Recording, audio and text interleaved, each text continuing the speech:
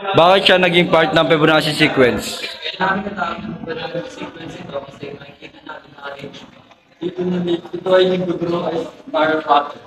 Imposible na maging angle between adjacent limbs is possible to be approximately 135.5 degrees, which is ayun ang pwedeng maging possible na kanyang golden angle.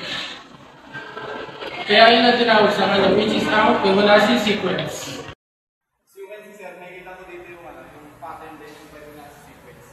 Pinakuna dito yung 0 plus 1 equals 1. Then 1 plus 1 equals 2.